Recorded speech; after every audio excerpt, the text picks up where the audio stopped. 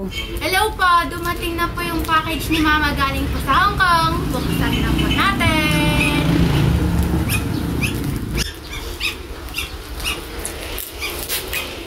Uy, future vlogger yata yung unika iha ko Yan po yung unika iha ko mga kasi sa mga nagtatanong sa akin siya. Pina-unboxing ko sa kanya sa sobrang excited niya sa message ko. Sabi ko meron na yung box. Kung makikita nyo hindi pa siya nakapalit, naka-uniform pa siya. And then dumiretso na agad sa boarding ko. Ewan ko kung kumain pa ba siya ng tanghalian or hindi na. Parang hindi na yata. Sobrang excited niya.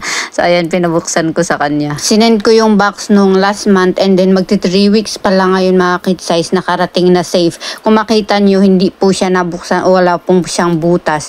At ang bilis po ng serbisyo ng Usend. Sa Nueva Vizcaya po, Luzon 2 ba kami? Basta yun na yan, Luzon 1 o Luzon 2, may ganun-ganun pa kasi Pero Nueva Vizcaya po siya, nakarating po siya is magti 3 weeks po. Magti 3 weeks ba ngayon? Yes, magti 3 weeks po siya. And then, hindi pa siya umabot ng 1 month. Ganun kabilis ang Usend. Pag mag-send ka ng balikbayan box sa pamilya mo, mga kitsa, is very, very safe. Kung mapapansin nyo, pag bukas pa lang ng anak ko, kung paano ko siya pinak nung nandito ako sa Hong Kong, dumating siyang ganun sa Pilipinas. So, ayan. Walang butas ang karton. Kung paano mo tinape dito sa Hong Kong, ganun din nung binuksan ng anak ko sa Pilipinas. So, ayan, tingnan nyo. So, safe na safe po at ang bilis ng serbisyo ng Usend mga kit-size. Kaya, kung plano nyo pong magpabalikbayan box din sa Pilipinas, dito na kayo sa Usend mga kit-size. Tingnan nyo, safe ang box nyo at makakarating ng mabilis sa pamilya niyo mga kit-size. Ayan. Pina-unboxing ko talaga sa anak ko para makita niyo na walang butas and safe yung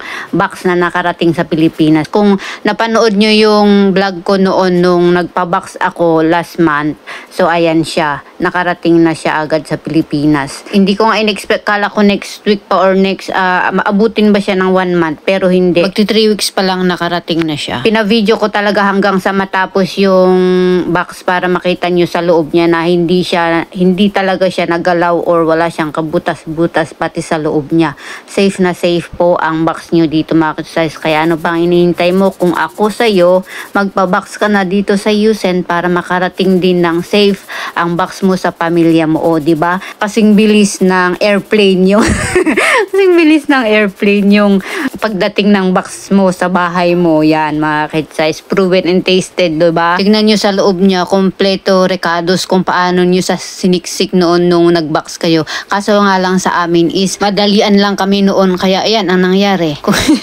Kung paano nyo sa isiksik, pagdating sa Pilipinas, ganun din ang tsura niya pag bukas ng pamilya nyo. Ayan. Kaya kapag mag-send kayo ng box, ayusin nyo ng maayos para pagdating sa Pilipinas, maayos-ayos na buksan ng pamilya nyo. Pero sa Usend, may tutulong sa inyo. May mga staff sila na samahan kayong mag-pack ng mga gamit nyo sa box. And then ilak nila, i-tape nila hanggang sa ma-send nila sa Pilipinas. So don't worry, kung wala kang kasama, may mga staff naman ang Usend na tutulong sa'yo. At kung balak nyong magpabalikbayan box tapos wala kayong paglagyan sa bahay ng amo nyo, pwede din sa Usend. Mag-stack kayo ng 3 months storage doon and then bago mag 3 months send nyo sa Pilipinas.